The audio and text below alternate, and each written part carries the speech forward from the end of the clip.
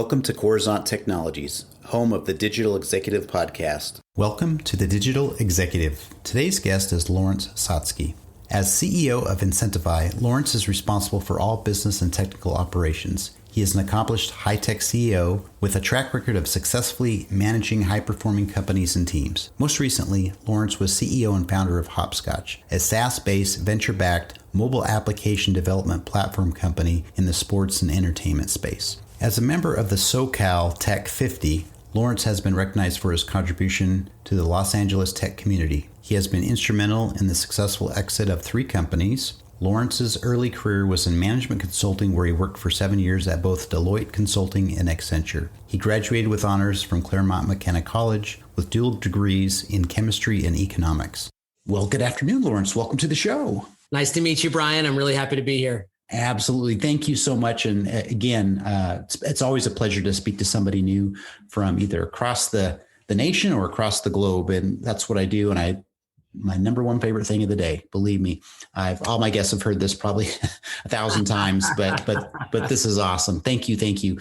So Laurence, let's talk a little bit about, we're going to go into these questions. I just want to talk a little bit about you and your company and what we can share with our audience. So you've got quite the career in consulting, information systems. You're obviously an entrepreneur, and now you're the CEO and director of Incentify.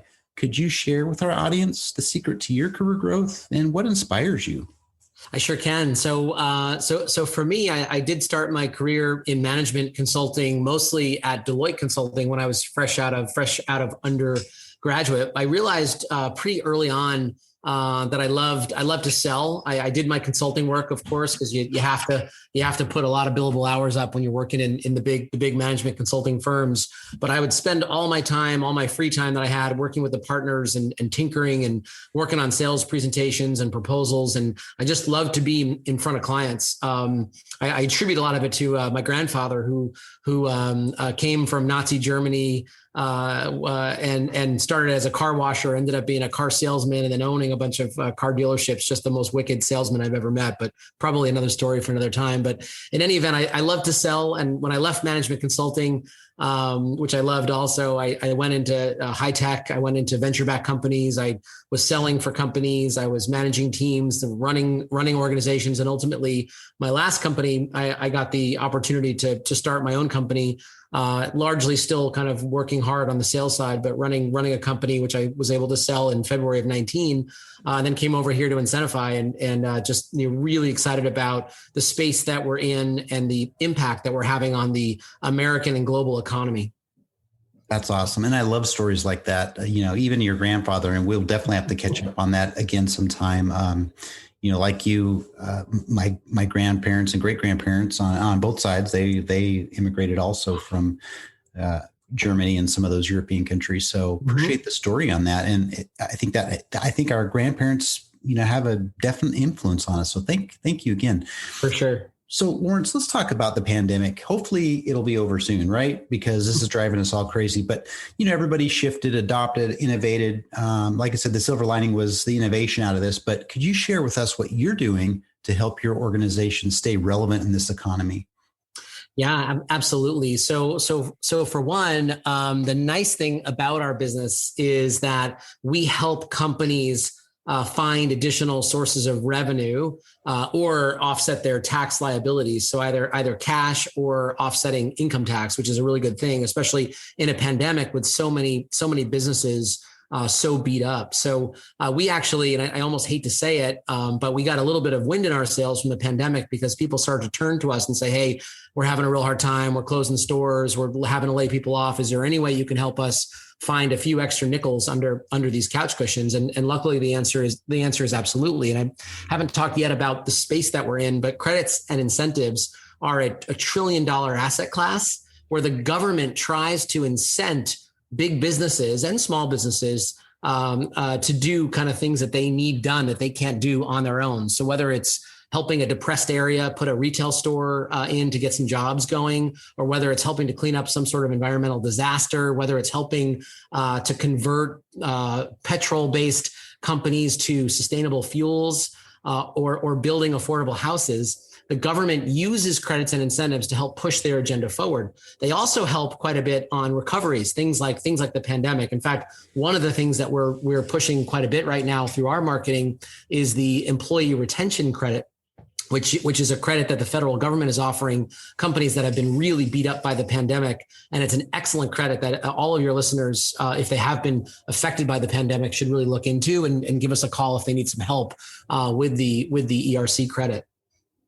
Great. I love that. And that's some good information, especially our audience. We've got a lot of entrepreneurs and CEOs of companies that listen to this. So that's very helpful, whether they've taken advantage of that or not. But I appreciate the share. Sure. So you bet. Laurence, so this is a tech platform. I'm a technologist, CIO, CTO, and just love tech. But you're obviously leveraging some new or emerging tech in your tech stack, I imagine. Is there anything that you can get into today to share with our audience? Yeah, I mean, a number of things. Of course, we're using all the latest stacks for building our technology. But one of the things that we're most excited about right now is, and one of the problems with the credit and incentive space is that there are so many databases in the offices of so many local economic development shops. So finding these credits and incentives becomes very difficult for big organizations. So there are some companies out there that try to put together a hodgepodge list of credits and incentives that might be available to companies.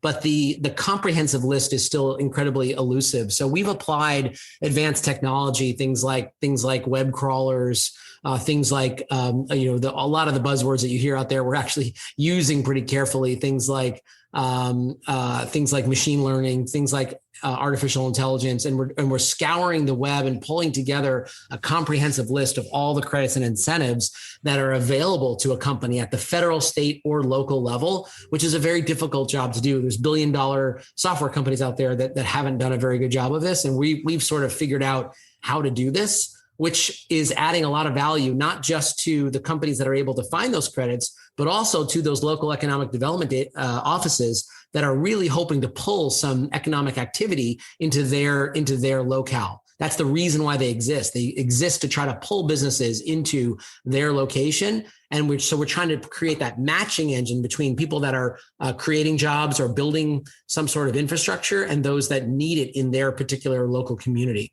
So that's the advanced technology that we're using, that we're pretty excited about getting out into the marketplace. Awesome. Thank you for sharing that, Laurence. That's great. And again, we just get a little bit of insights and nuggets from folks like yourself on this show. And it's really turned out to be some great wealth of information here on this short soundbite we put out every day.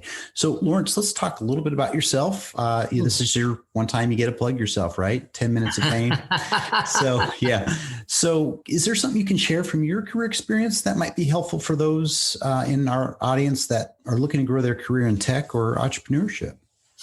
Well, I came up on the sales side, as I kind of mentioned earlier, and I think that the transition to CEO, while it's never easy, I found it somewhat it felt somewhat comfortable because of my background in sales. I mean, I have a background in management consulting as well, so always comfortable talking to senior executives. But I think the sales side of it, if someone is on the sales side and wants to kind of make it up to CEO, I think you're in a great spot. I think if you are coming up on the finance side, or if you're coming up on the tech side, maybe spend some time with your sales team and really understand what it takes to run a sales cycle. Because if you think about it, you're always selling, whether you're selling an investor, whether you're selling an interviewer like yourself, Brian, whether you're selling a new employee to come take your job over another, or whether you're the one that's talking to a customer and getting them to kind of tip over the edge and buy your product.